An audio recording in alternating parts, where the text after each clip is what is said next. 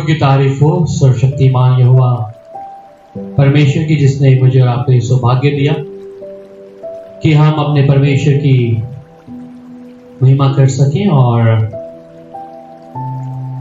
प्रभु के महान एक एक उपकारों के लिए धन्यवाद कर सकें। हमारा परमेश्वर सच में महान है और अनुग्रह करने वाला परमेश्वर है, जिस पर हमने भरोसा रखा है अब तक। और वही है जिन्होंने परमेश्वर को अपनी ढाल और किला माना है उसे, और जिन्होंने उस पर विश्वास रखा उसे कभी शर्मिंदा नहीं होने दिया। हम तारीफ करते हैं प्रभु की और इस सुंदर समय के लिए, परमेश्वर जो हमें आप सबके बीच में लेके आया और एतवार के दिन में हम परमेश्वर की तारीफ करें, महिमा करा। और इस समय समा है परमेश्वर के कलाम को सुनने। और आज का कलाम हम दूसरा कुरिन्थियों और उसका 5वां अध्याय और उसकी 1 आयत से लेकर उसकी 10 आयत तक हम लोग पढ़ेंगे। दूसरा कुरिन्थियों 5 अध्याय और उसकी 1 आयत से लेकर 10 आयत तक हम लोग इस समय इसको पढ़ने जा रहे हैं। क्योंकि हम जानते हैं कि जब हमारा पृथ्वी पर का डेरा सरीखा घर गिराया जाएगा, तो हमें परमेश्वर की ओर से स्वर्ग में एक और ऐसा भवन मिलेगा जो हाथों से बना हुआ घर नहीं परंतु चिरस्थायी है। इसमें तो हम कराहते और बड़ी लालसा रखते हैं और अपने स्वर्गीय घर को पहन ले, कि इसके पहनने से हम नंगे ना पाए जाएं, और हम इस डेरे में रहते हुए बोझ से दबे कराते रहते हैं, क्योंकि हम उतारना नहीं वरन और पहनना चाहते हैं, ताकि वह जो मरणहार है जीवन में डूब जाए, जिसने हमें इस बात के लिए तैयार किया है वह परमेश्वर है, जिसने हमें बयान से आत्मा भी दिया है। अतः हम सदा ढांढस बांधे रहे और यह जानते हैं कि जब तक हम देह में रहते हैं तब तक प्रभु से अलग हैं, क्योंकि हम रूप देखकर नहीं पर विश्वास से चलते हैं। इसीलिए हम ढांढस बांधे रहते हैं और देह में अलग होकर प्रभु के साथ रहना और भी उत्तम समझते हैं। इस कारण हमारे मन की उमंग यह है कि चाहे साथ रहे चाहे अलग रहे, पर हम उसे भाते रहे, क्योंकि अवश्य है कि हम सब का हाल मसीह के न्याय आसन के सामने खुल जाएगा, कि हर एक व्यक्ति अपने अपने भले बुरे कामों का बदला जो उसने देह के द्वारा किया हो पाए। आइए हम सब प्रार्थना करें।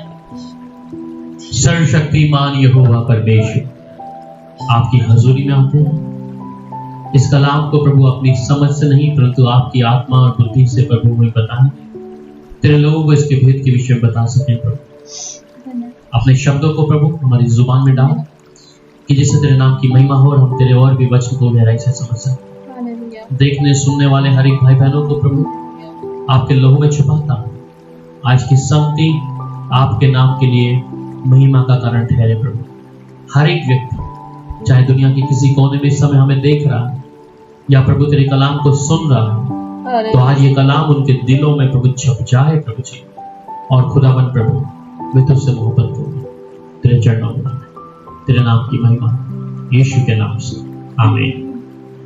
प्रभु की तारीफ हो। सर्वशक्तिमान यहोवा परमेश्वर की हम तारीफ करते हैं, और खासतौर में आज सुबह के समय परमेश्वर हमें जब ये कलाम दिया है और जिसके विषय में आप इसकी हेडिंग पढ़ सकते हैं कि हमारा स्वर्गीय घर। और आज बहुत से लोग हैं जो जीवन में जी रहे हैं और सिर्फ संसारिक तौर पर अपने घर को तैयार कर रहे हैं, चाहे वो कंकड़ मिट्टी का हो, कंक्रीट का हो या किसी भी प्रकार का, पर हमारा असली घर कहाँ है? और वो घर के विषय में हम यहाँ पर देखते हैं परमेश्वर के कलाम से। और यहाँ पर हम जब दूसरा कुरिन्थियों 5 अध्याय और उसकी 1 आयत को जब पढ़ते हैं, वहाँ कहते हैं क्योंकि हम जानते हैं कि हमारा पृथ्वी पर का डेरा श्री का घर गिराया जाएगा, तो हमें परमेश्वर की ओर से स्वर्ग पर एक ऐसा भवन मिलेगा जो हाथों से बना हुआ घर नहीं परंतु चिरस्थायी होगा। आमीन। प्रभु की तारीफ हो। और मैं खुदा का धन्यवाद करता हूँ कि परमेश्वर ये समझ हमें दे दिया है कि हम इस संसार में तो हैं। मतलब ये कलाम यहाँ पर मैं अपनी शब्दों को नहीं कहूंगा, वचन को कहूंगा, और वचन कहता है कि तुम इस संसार में तो हो पर इस संसार के नहीं हो। ये हर एक व्यक्ति को जानने की आवश्यकता है जो इस समय परमेश्वर के साथ में है और परमेश्वर से दूर है। ये जानना पड़ेगा क्योंकि मैं और आप जब इस संसार की, इस सृष्टि के चारों ओर देखते हैं, इस संसार में कोई भी चीज परमानेंट नहीं है। याद रखिए, एक दिन ना एक दिन हमें छोड़ना पड़ेगा। अपने माँ बाप को, अपने पत्नी को, अपने बच्चे को, अपने पति को, संसार की उन चीजों को जिससे आप मोहब्बत करते हैं, यहां तक कि जिन चीजों को हम खरीदते हैं, आपकी गाड़ी, घर, तमाम चीजें। एक छोटा सा नमूना कि आपके पास एक गाड़ी है और वो अचानक कोई चोरी हो जाए और शायद आपको बहुत दुख होगा। हो सकता है कि आप परमेश्वर को इस विषय में भला बुरा भी कह सकते हैं।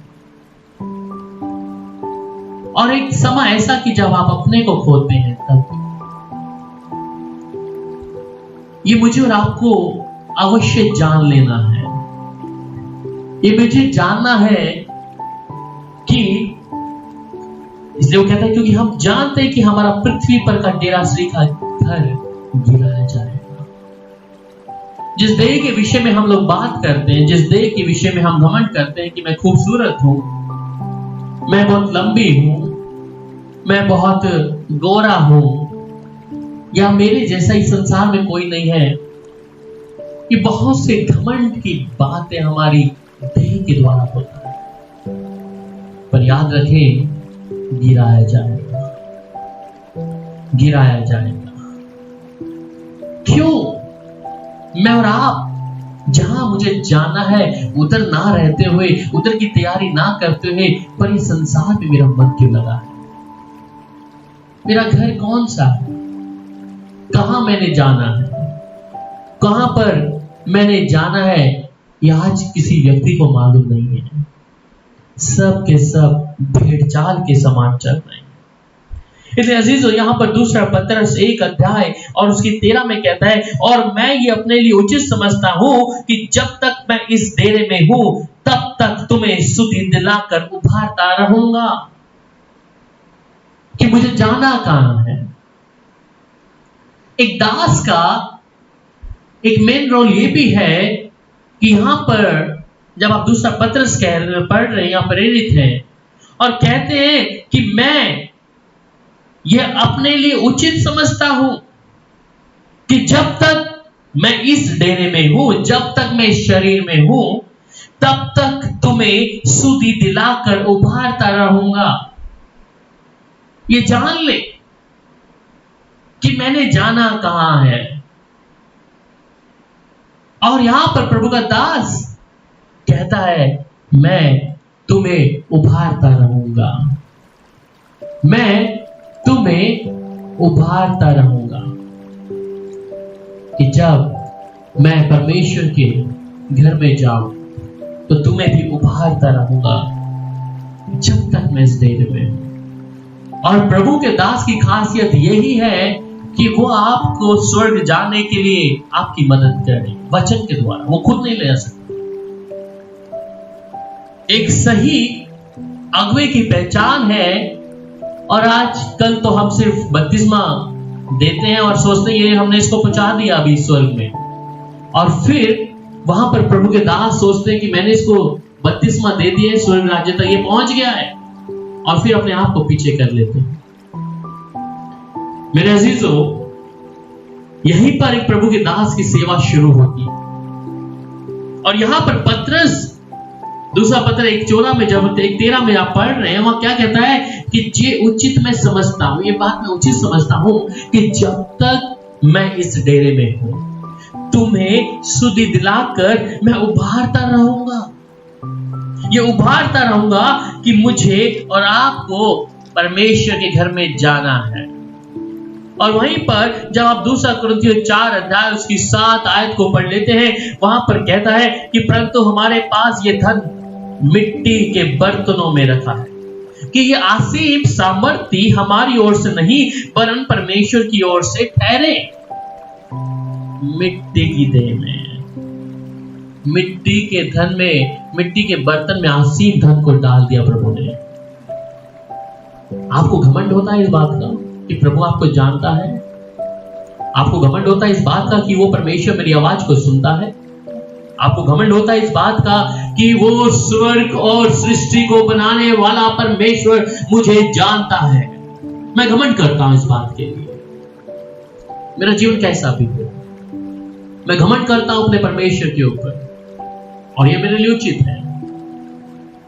मैं उसकी महिमा करता हूं कि उस परमेश्वर ने, संसार को बनाने वाले परमेश्वर ने मुझसे प्रेम किया है। ये घमंड की बात है या नहीं है? मिट्टी के पात्रों में, आपको मालूम है मिट्टी के पात्रों की वैल्यू, ऐसे बर्तनों की वैल्यू जिन्हें रखा जाता है संभाल कर अंदर, बस मिट्टी के टूट जाएंगे, पर परमेश्वर ने असीम धन को डाला है यार,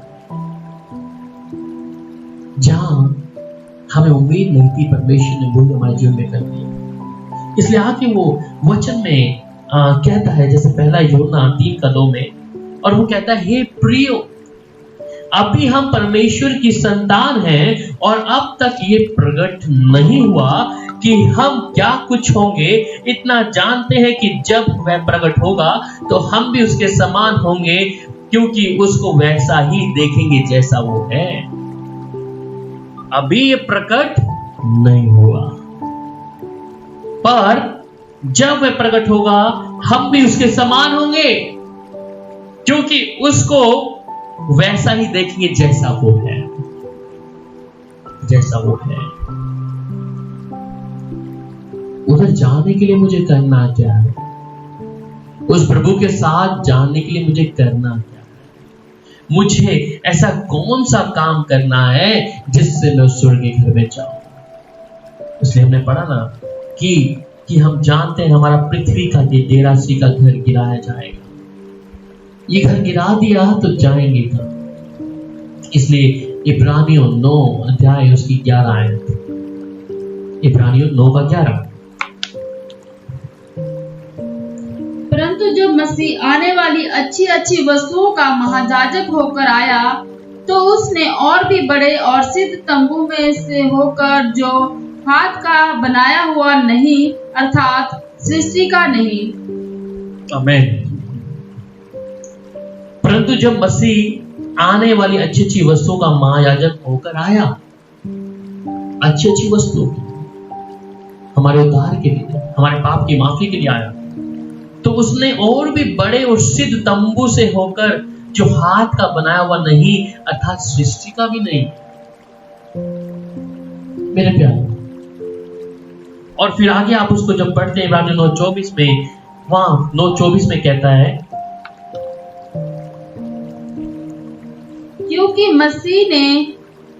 मसीह ने उस हाथ के बनाए हुए पवित्र स्थान में, जो सच्चे पवित्र स्थान का नमूना है, प्रवेश नहीं किया, पर स्वर्ग ही में प्रवेश किया, ताकि हमारे लिए अब परमेश्वर के सामने दिखाई दे। हमें कहते क्योंकि मसीह ने उस हाथ के बनाए हुए पवित्र स्थान में, जो सच्चे पवित्र स्थान का नमूना है, प्रवेश नहीं किया, पर स्वर्ग में प्रवेश किया, ताकि हमारे लिए अब परमेश्वर के सामने दिखाई दे। उन्हें हाथ के बनाए हुए में नहीं किया प्रवेश, परंतु मेरे प्यारों, वहां और आखिर एक और आयत में कहता है, जब पहला कुरिन्थियों 15:40 में, और वहां कहता है, परंतु पहले आत्मिक ना था, परंतु स्वाभाविक था, इसके बाद आत्मिक हुआ। तो जब पहले आत्मिक हम नहीं थे, वचन को जानने तक हम लोग उस विषय में जब प्रभु के बारे में जानते नहीं, तो आत्मिकता कहां से आएगी? और मेरे प्यारों, यही कारण है कि हम प्रभु से दूर हैं, और ये उम्मीद परमेश्वर ने मुझे और आपको दे दी। और फिर जब आप यूहन्ना 14:2 को पढ़ते हैं, वहां कहते हैं मेरे पिता के घर में बहुत से रहने के स्थान हैं, यदि ना होते तो मैं तुमसे कह देता, क्योंकि मैं तुम्हारे लिए जगह तैयार करने जाता हूं। मैं आ तो गया हूं प्रभु में, पर मुझे जाना कहां है। मैं प्रभु में आ तो गया हूं, पर मुझे जाना कहां है। हम यही उम्मीद परमेश्वर से रखते हैं। और मैं और आप जी रहे हैं तो क्यों? किधर जाएंगे, कैसे जाएंगे, ये मुझे और आपको जानना, मुझे और आपको पहचानना है कि हम प्रभु के भवन में, प्रभु के घर में जाने के लिए मुझे कैसा होना।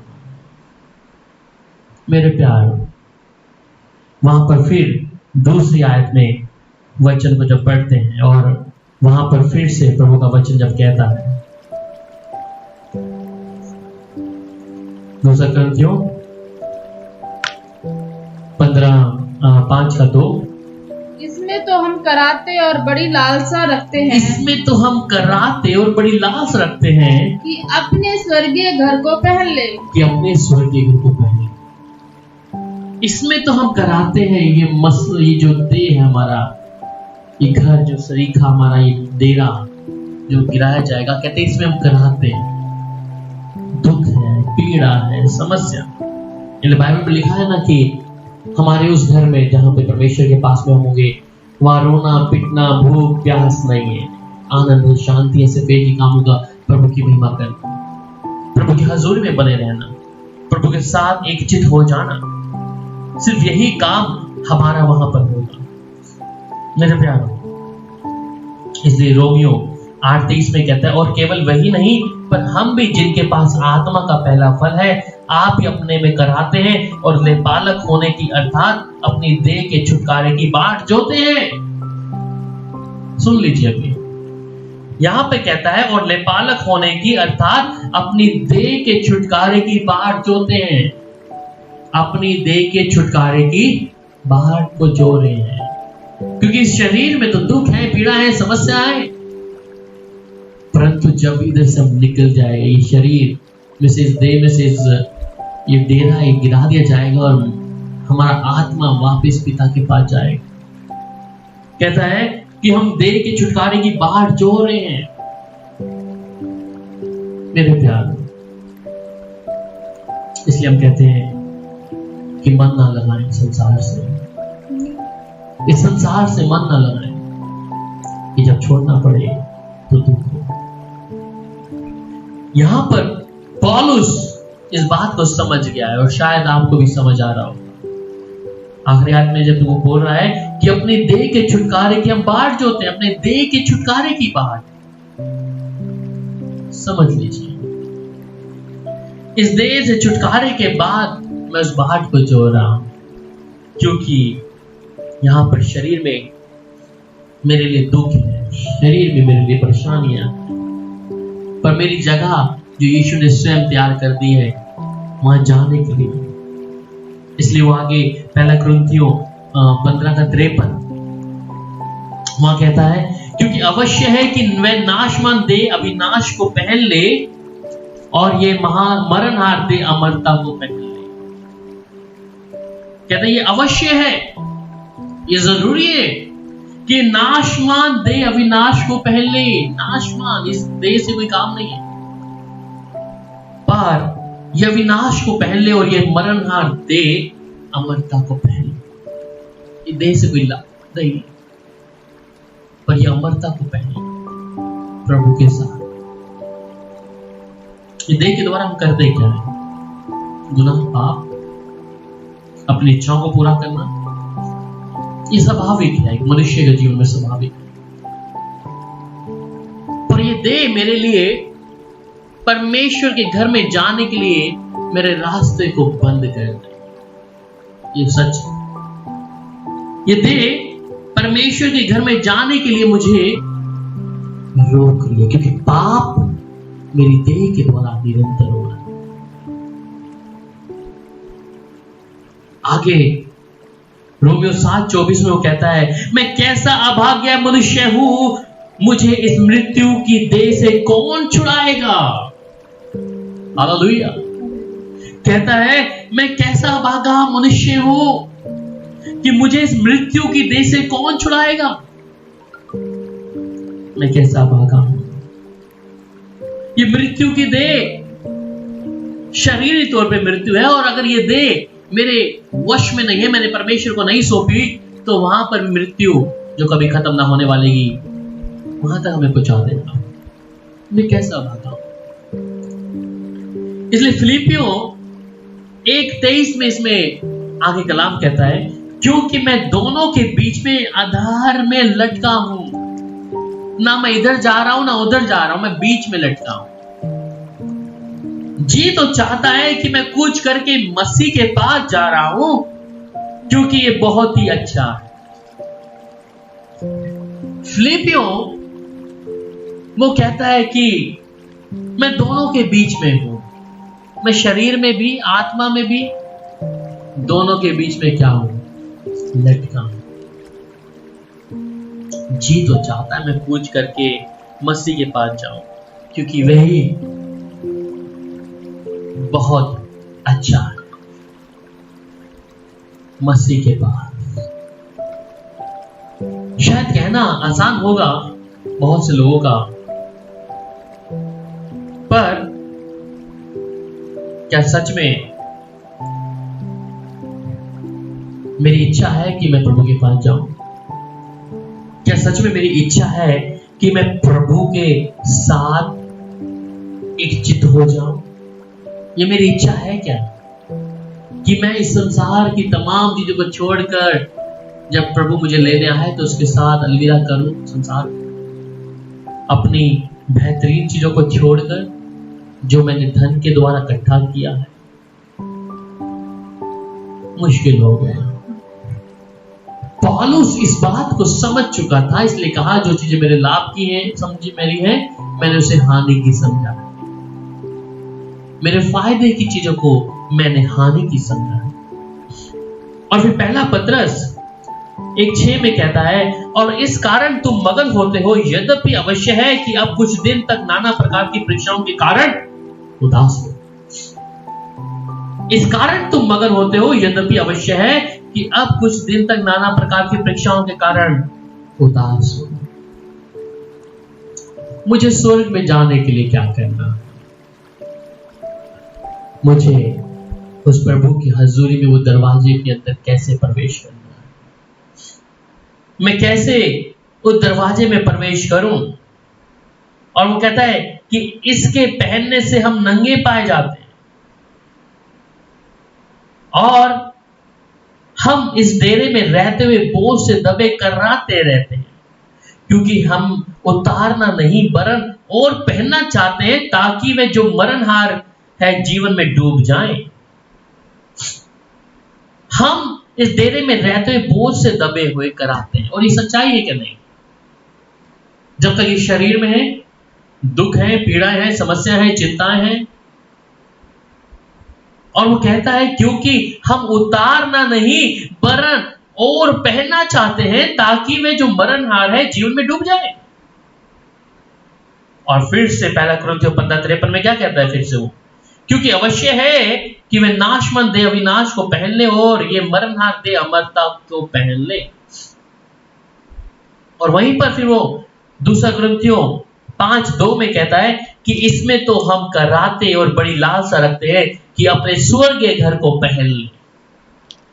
इस देह में तो मैं कराता हूं, लालसा रखते हैं कि अपने स्वर्गीय घर को पहन ले, जहां पर वो स्वर्गीय जगह सर्वशक्तिमान परमेश्वर ने मेरे लिए और आपके लिए तैयार करी है।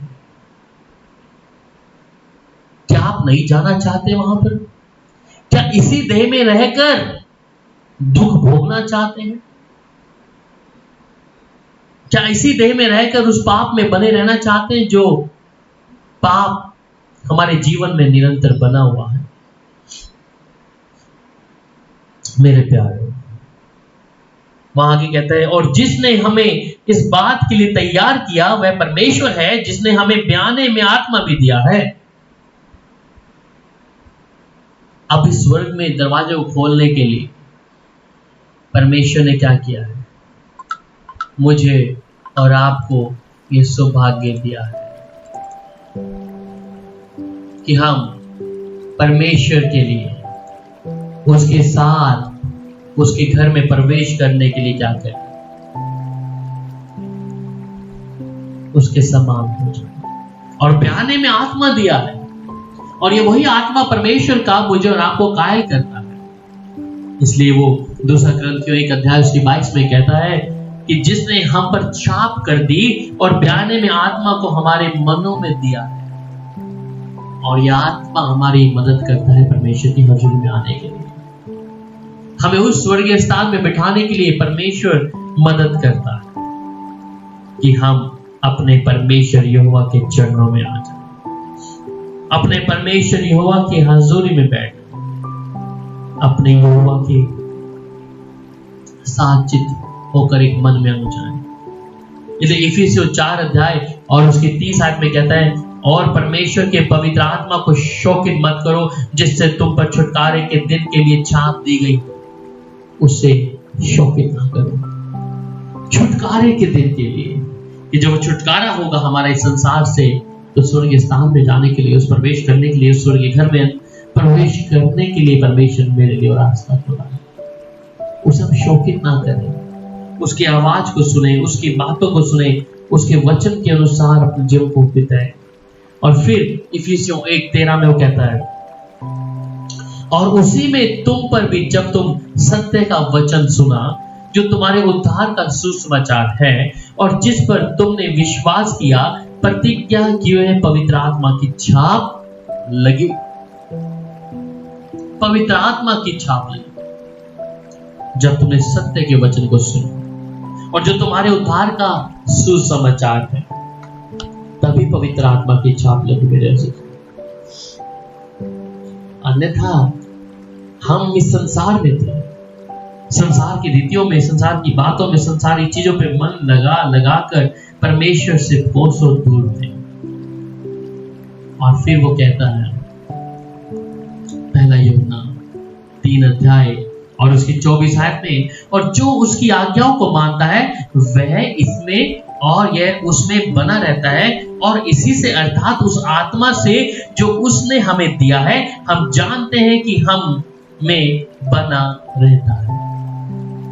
उसी आत्मा से हम जान पड़ते हैं कि वो परमेश्वर का आत्मा मुझ में रहता है, और ये पवित्र आत्मा मेरी और आपकी मदद करता है परमेश्वर के घर में जाने के लिए।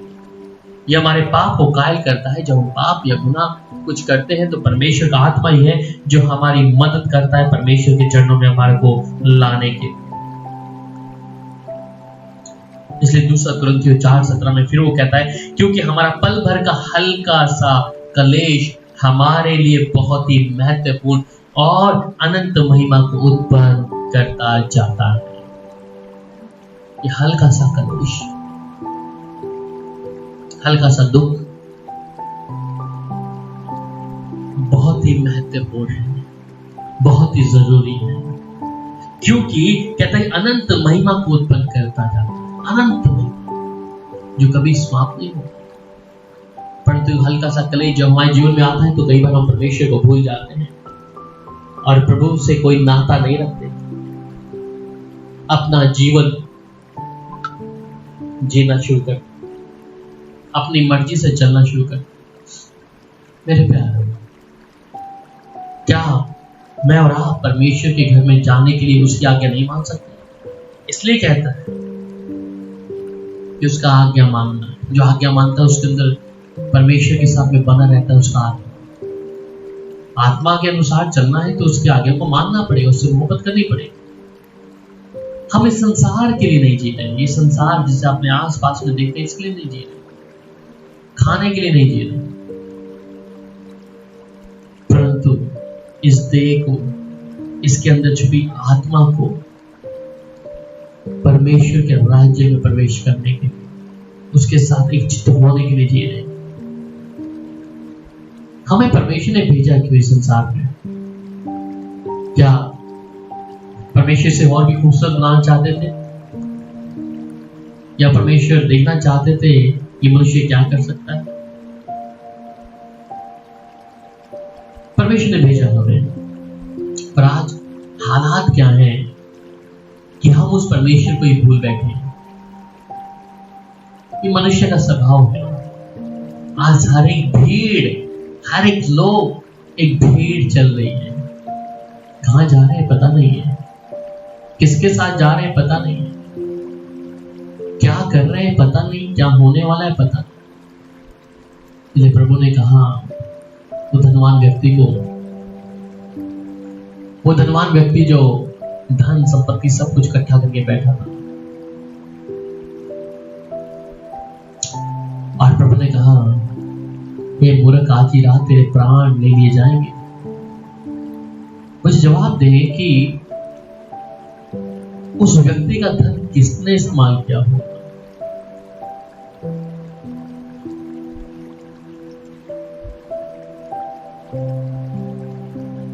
और आज यही है कि हम परमेश्वर को जानने के बाद अपने स्वर्गीय घर के विषय में बहुत ही हल्का इस बात को लेते हैं। इसलिए मैंने कहा ना, बच्चों में लिखा है तुम इस संसार में तो हो, पर संसार के नहीं। आज बहुत अच्छा लगता है जब हम संसार की चीजों को इकट्ठा करते हैं कि ये मेरा हो, वो मेरी हो, ये घर मेरा, ये गाड़ी मेरा।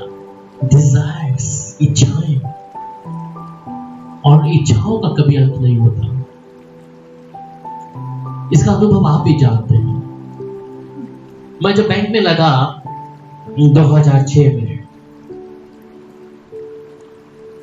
मेरा सैलरी उस समय 6,000 रुपये था। मैं अप्रोच से लगा था, शायद परमेश्वर की अप्रोच थी, और एचआर डिपार्टमेंट मुझसे बार बार, जब मैंने फॉर्म फिल किया, एचआर डिपार्टमेंट की मैम मेरे पास आती है 4 बार। उसने बोला Rahul please increase your salary, it's sufficient for you. आप इंक्रीज कर लो, लिख लो, बढ़ा लो। और भी मेरे को थोड़ा शर्म आया कि मैं ज्यादा लिखूंगा तो इनको लगेगा मैं लालच कर रहा हूं। और जब 1 साल बीता, मेरा सैलरी डबल हर चीज हो रहा था। उस तरीके के साथ में जितना मेरा सैलरी था, उसके साथ साथ मेरे खर्चे उससे ज्यादा एक्सपेंड ज्यादा होने लग गया, और यहां तक कि वो 6,000 से बात फिर लाखों में आ गई। और जहां 6,000 हम 1 मिनट में खर्च देते, वहां लाख में 2 घंटे में 1 घंटे में ऐसे खर्च कर देते। सडनली अकाउंट में आए भी पता नहीं लगता था, और आधे घंटे के 50,000 कहां चले गया, 50,2 में खत्म। कहने का मतलब ये इच्छाएं जो थी बढ़ गया, और इसका कोई रोकथाम नहीं था। डिजायर्स, साइकिल पे चलने वाला व्यक्ति बाइक से, गाड़ी से फिर आगे, हर चीज सब इंपॉर्टेंट इच्छाएं हैं। इसलिए मनुष्य की इच्छाएं कभी समाप्त नहीं होंगी, चाहे वो 10 रुपए कमा रहा है या 20 या लाख या 1000। ये इच्छाएं हैं जो कभी समाप्त नहीं हो सकती। और इन इच्छाओं में याद रखें, ये सब कुछ, the man comes from empty handed, खाली हाथ। एंड यू नो दैट कि इवन सुलेमान के विषय में आप और मैं जानते हैं, जो उस उपदेशक में कहता है, क्लिप्टस में कहता है सब कुछ व्यर्थ है, और उसके हाथ में कुछ भी नहीं था। और ऐसे बहुत से लोग थे जो मिलियंस, बिलियनियर्स, और जिसके विषय में कुछ दिनों पहले पढ़ रहा था कि वहां पर लिखा, उस अमेरिका में था, कहता है कि जब तुम मेरी डेड बॉडी को लेके जाओ तो कफन बॉक्स से मेरे हाथों को लटका देना, ऐसा करके, ऐसे झूलने देना। The people will see that मैं कुछ यहाँ से लेके नहीं जा रहा हूँ, I have a lot of money, मेरे पास सब कुछ है, धन है, गाड़ियां, सब कुछ है, पर कहता है कि जब मैं मरूं तो मेरे कफन से हाथों को ऐसे रखना कि लोग देख लें, He comes from the empty handed, खाली हाथ आना। और लेके भी कुछ नहीं जा रहा. So why the people are trying to get this thing that all the things, ये मेरा, ये मेरा, ये मेरा, ये मेरा. Even your relationship, आपके संबंध. मेरे माँ बाप ने मुझे पैदा किया, वो आज धरती पे नहीं है. आपके बच्चे आपके साथ में हैं. But if you have to leave this world, you have to go alone. Keep in your mind. जब आप सिंगल थे, आप शादीशुदा हुए, फिर सिंगल डबल कपल हुआ, कपल के बाद फिर सिंगल. पर एक बारीकी की बात समझे, जो इसका करता है सर्वशक्तिमान यहोवा परमेश्वर. Why I have not built my relationship with God? एक ऐसा संबंध मैं परमेश्वर के साथ में क्यों मजबूत नहीं कर रहा? जिसने मुझे भेजा है, मैंने उसी के पास जाना है. और मैं जब इस संसार में हूं तो मैं उसे एक जगह नहीं देता अपने दिल के कोने के लिए. संसार के व्यक्ति के लिए मेरे दिल में बहुत जगहें होंगी. संसारिक प्रेम को करने के लिए मेरे पास बहुत जगह होगी. पर परमेश्वर के लिए दिल का कोने में कोई जगह नहीं है. That's true. Even I. या आप हैं.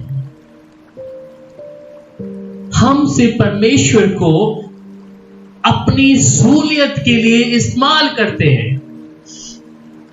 ऐसा सच्चाई है. आप सुन रहे हैं, सुनिए. और ये कहने में मुझे शर्म नहीं आएगी कि मैंने और आपने परमेश्वर को अपना सहूलियत का एक साधन बना के रखा है. आपका पेट भरने के लिए परमेश्वर को सहूलियत का एक साधन बना के रखा है. आपका ट्रांस जो पोर्ट है, मतलब आपकी गाड़ी, बंगला, ये तमाम चीजें आपने परमेश्वर को सहूलियत बनाने के लिए इसलिए बीच में रखा है. And a lot of people they believe in only pastors. कल मैं एक बहन से बात कर रहा था, और ये बहन हमारी संगरूर से थी और अमेरिका में सेटल्ड हुई है अभी 2 साल पहले. सिसेट की उस पास्टर्स के द्वारा मुझे आशीष मिली है. उस पास्टर के वचनों के द्वारा. I said, sister, please stop. That word of God is not the pastor word. वो परमेश्वर का वचन है, वो पास्टर का वचन नहीं है. परमेश्वर उसकी जुबान को इस्तेमाल किया, परंतु शब्द परमेश्वर के. Then she apologized. और मैं कहा, we are sorry.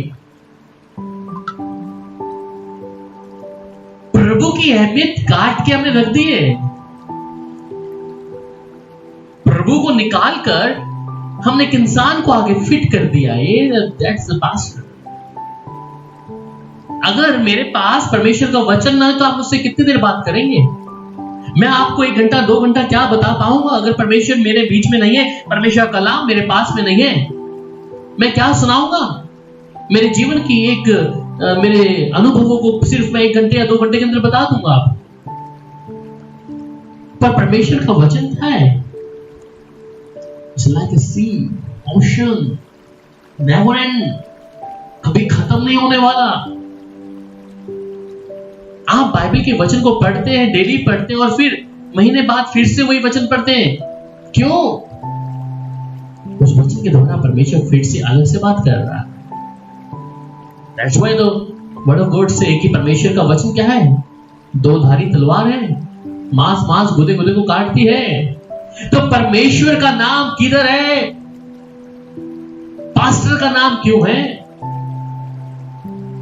पास्टर की पास बुद्धि थी, समझ थी, किसने दिया? प्रभु ने. पास्टर खाली एक मिट्टी का बना हुआ इंसान है. जिन चमत्कार होते तो प्रभु करता है, और हम पास्टर के आगे घुटने टेक के उसको इतना सारा नाक से रगड़ देते हैं उसके सामने. Why you not understand the lack of understanding you have maybe? समझ की कमी है आज कलीसिया के बीच में. लोग पास्टरों के पिक्चर घर पे रख के बैठे हैं। What the rubbish thing they are doing. याद दिलाऊं आपको, कोई पास्टर, कोई इंसान आपको स्वर्ग नहीं ले जा सकता अपनी बातों से। कोई भी इंसान आपको स्वर्ग नहीं ले जा सकता। अगर आप इस गलत फहमी में हैं तो याद दिला रहा हूं, वो खुद नरक में जाएगा और आपको भी लेके जाएगा, वहां ले जा सकता है, स्वर्ग नहीं। वचन कहता है कि परमेश्वर कहता है कि मैं अपनी महिमा किसी को नहीं दूंगा। और आज हमारे प्रभु का नाम, यीशु का नाम, जीवित परमेश्वर का नाम, पवित्र आत्मा का नाम किसने ले लिया है? आसमान में।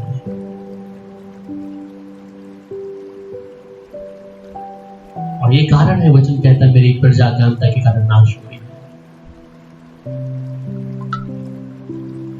ये समझ में डाल लें आज, जितने भी लोग हैं, चाहे वो अंधभक्त हैं, अगर प्रभु के नाम के अलावा अपने आप को महिमा देंगे तो प्रभु छोड़ेगा नहीं। और दूसरी बात विश्वासियों के लिए, कलीसियाओं, अगर आप प्रभु के दास को यीशु बना दिया है तो आपके लिए भी भला नहीं, छोड़ेगा नहीं प्रभु। अगर ये सोचते हैं कि प्रभु का दास आपको स्वर्ग लेके जाएगा, तो प्रभु के साथ आपका संबंध क्यों मजबूत नहीं है? कारण ये है। इसलिए पौलुस भी कहता है, मैं देह में हूं तो ये मैं चाहता हूं, ये मेरी इच्छा है कि तुम्हें उभारता रहा हूं, प्रभु के घर में जाने के लिए उभारता रहा हूं। नहीं तो आप इस संसार के साथ ही नाश हो जाएंगे। दुनिया हो रही है, हो रही है।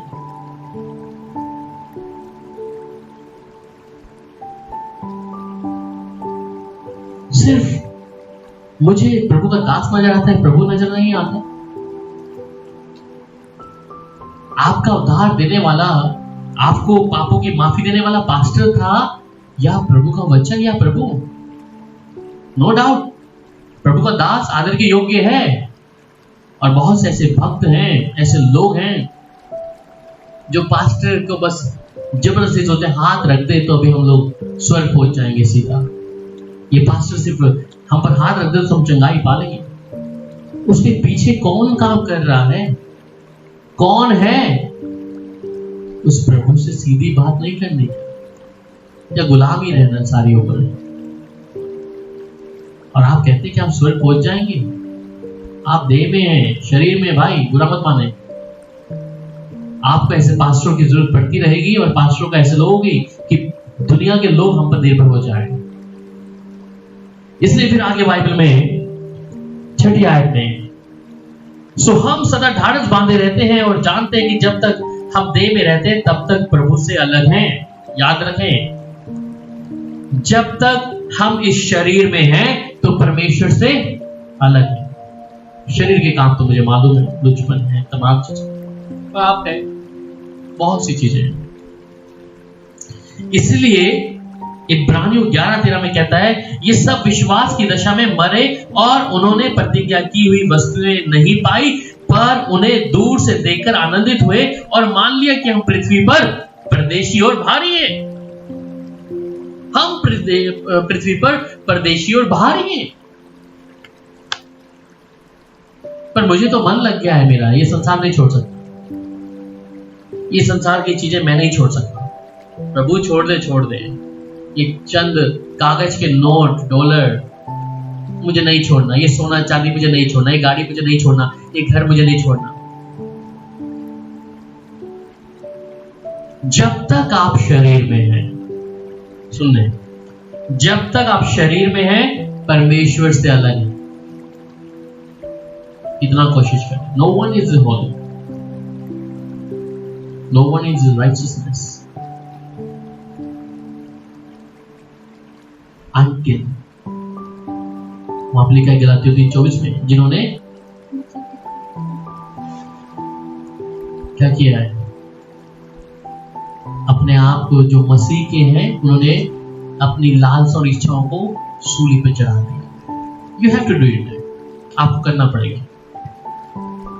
जो मसीह के हैं उन्होंउन्होंने अपनी देह को, लालसाओं को, इच्छाओं को सूली पे टांग दिया। जब तक आप शरीर में हैं आप परमेश्वर से अलग हैं।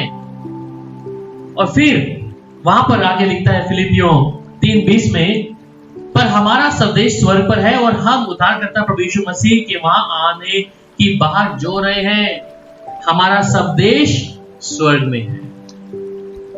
पर मुझे तो ये संसार छोड़ना नहीं, ये संसार की बातें मुझे छोड़नी नहीं, संसार की चीजें मुझे छोड़नी नहीं।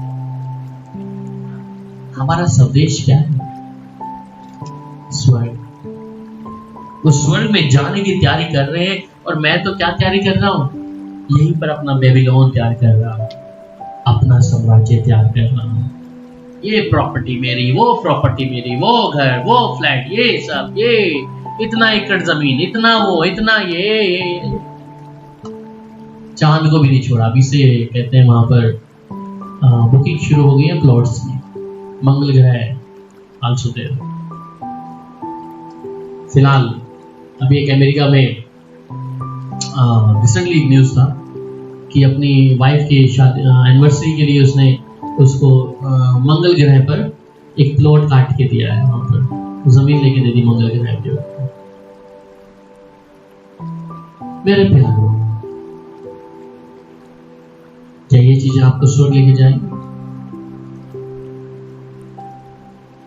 जब तक आप शरीर में हैं, जब तक आप इस देह में हैं, आप परमेश्वर से अलग अलग है। और फिर वहां पर इफिसियों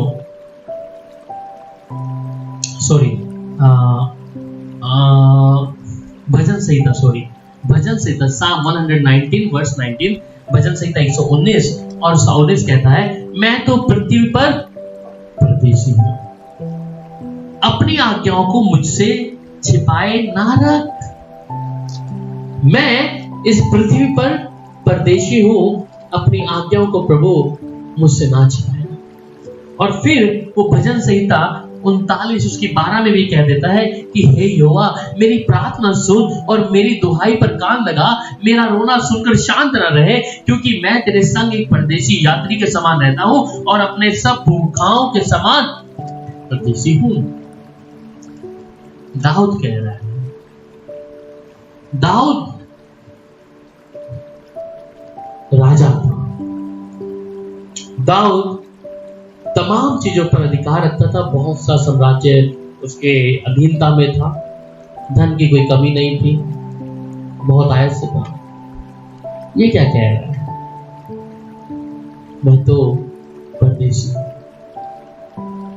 मैं परदेशी हूं, तो अपनी आज्ञा को मुझसे ना छिपा कर। आज मेरे पास या आपके पास इतना धन आ जाए तो हम कहेंगे प्रभु तू कौन है? ऐसा ही है।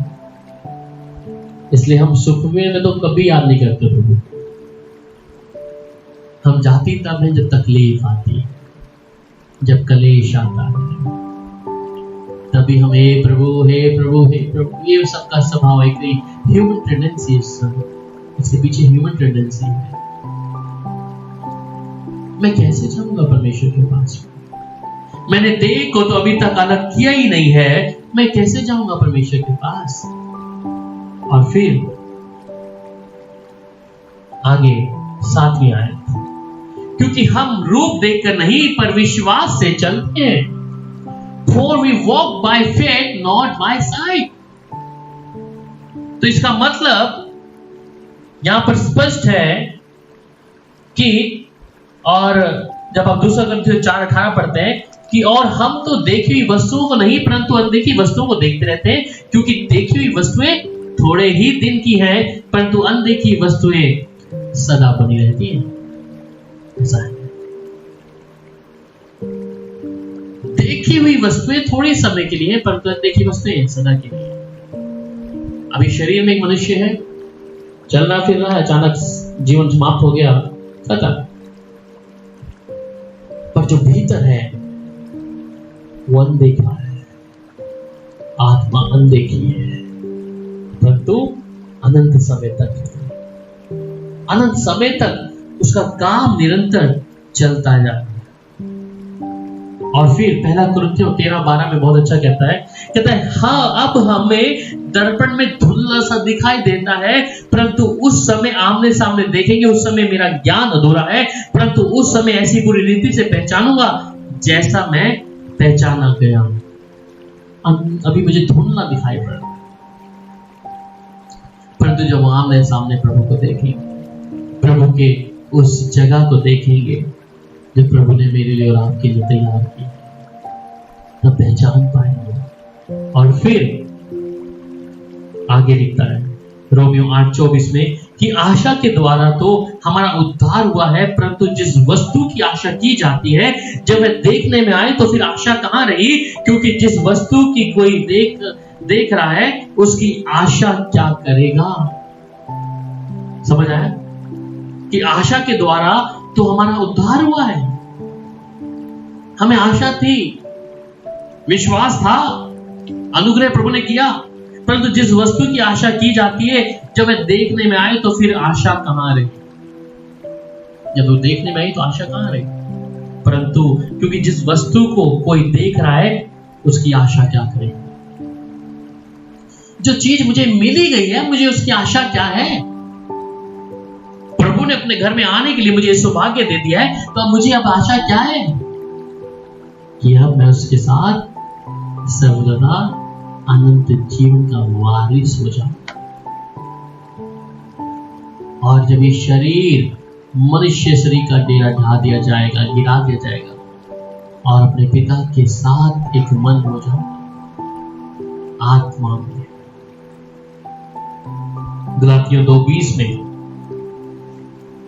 वह कहता है मैं मसीह के साथ क्रूस पर चढ़ाया गया हूं, और जब मैं जीवित ना रहा पर मसीह मुझ में जीवित है, और मैं शरीर में अब जो जीवित हूं तो केवल उस विश्वास से जीवित हूं जो परमेश्वर के पुत्र पर है, जिसने मुझसे प्रेम किया और मेरे लिए अपने आप को दे दिया। अब मैं जीवित हूं तो किस विश्वास से? किस विश्वास से जीवित हूं? जो परमेश्वर के पुत्र पर है। और अब मैं शरीर में जीवित नहीं हूं, मसीह में जीवित। और यह आशा परमेश्वर ने मुझे और आपको दी है। उससे पहले की वर्डिंग पढ़ा आपने, मैं मसीह के साथ क्रूस पे चढ़ाया गया हूं। अभी हमने कई लोगों ने मसीह के साथ अपने आप को क्रूस पे नहीं चढ़ाया है। मुझे संसार पसंद है, संसार की चीजें पसंद है, संसार के जैसा दिखना मुझे पसंद है, संसार का स्वभाव जैसा है वैसा मुझे दिखना जरूरी है, अच्छा लगता है। और जो वचन हम कई बार दूसरों को देते हैं तो वचन हमें भी काटता है। जिस वचन को हम सुनते हैं, पढ़ते हैं, पर तो हमने खुद पश्चाताप नहीं किया। आगे 8वीं आयत में वो कहता है इसलिए हम ढाढ़स बांधे रहते हैं और देह से अलग होकर प्रभु के साथ रहना और भी उत्तम समझते हैं। अब यहां पर कहता है इसलिए हम ढाढ़स बांधते हैं और देह से अलग होकर प्रभु के साथ रहना और भी उत्तम समझते हैं। प्यारो, ये ढाढ़स मैंने मांगा, आपने मांगा कि हम देह से अलग होकर प्रभु के साथ रहना हम इसे अच्छा समझते हैं। देह में तो दर्द है, पीड़ा है, समस्या है, चिंताएं हैं और हर दिन की है। पर जब अपने परमेश्वर के पास जाएंगे, सर्वशक्तिमान परमेश्वर के दाहिनी ओर बैठे उसका धन्यवाद करेंगे, तब हम जान पाएंगे उस प्रेम को। शायद अभी देह अच्छी लग रही है, इसको रोज खिलाना पिलाना, रोज इसके शरीर की चिंता करना हमें अच्छा लगता है। ये देह फिट रहे, तंदुरुस्त रहे, अच्छी दिखे, लोगों के सामने बहुत अच्छे स्मार्ट नजर आए। पर जब ये मनुष्य शरीर का डेरा गिरा दिया जाएगा, The man comes from the dust, he will return into dust. मनुष्य मिट्टी से बना और मिट्टी में ही मिल जाएगा और मनुष्य शरीर का डेरा गिरा दिया जाएगा। आगे 9वीं आयत में वो कह देता है, इस कारण हमारे मन की उमंग यह है कि चाहे हम साथ रहे चाहे अलग रहे, पर हम उसे भाते रहे। चाहे हम साथ रहे या अलग रहे, हम उस परमेश्वर को भाते रहे। और वो कहता है इब्रानियों 4:11, वो कहता है, सो हम उस विश्राम में प्रवेश करने का प्रयत्न करें, ऐसा ना हो कि जो कोई जन उनकी समान आज्ञा ना मानकर गिर पड़े। और दूसरा पतरस 3:14 में कहता है, इसलिए हे प्रियो, जबकि तुम इन बातों की आस देखते हो तो यत्न करो कि तुम्हें शांति उसके सामने निष्कलंक और निर्दोष ठहरो। तुम यत्न करो इस बात कि तुम निष्कलंक निर्दोष, इस बात का यत्न करते रहना। और फिर 10वीं आयत, क्योंकि अवश्य है कि हम सबका हाल मसीह के न्याय आसन के सामने खुल जाए, कि हर एक व्यक्ति अपने अपने भले बुरे कामों का बदला जो उसने देह के द्वारा किए हो पाए। और फिर इफिसियों 6:8 में कहता है, क्योंकि तुम जानते हो कि जो कोई जैसा अच्छा काम करेगा, चाहे दास हो चाहे स्वतंत्र, प्रभु से वैसा ही पाएगा। प्रभु से वैसा ही पाएगा जैसा वो कर रहा है, जैसा उसने किया है, वही फल वही चीजें उसके जीवन में होंगी। और इसलिए वो कहता है 1 कुरिन्थियों 4:5 में कि जब तक प्रभु ना आए, समय से पहले किसी बात का न्याय ना करो। वही तो अंधकार की छिपी बातें ज्योति से दिखाएगा और मनों की मतियों को प्रकट करेगा, तब परमेश्वर की ओर से हर एक की प्रशंसा भी होगी। मेरे प्यार, वहीं पे मत्ती 16:27 में भी कहता है कि मनुष्य का पुत्र अपने स्वर्गदूतों के साथ अपने पिता की महिमा में आएगा और उस समय वह हर एक को उसके कामों के अनुसार प्रतिफल देगा।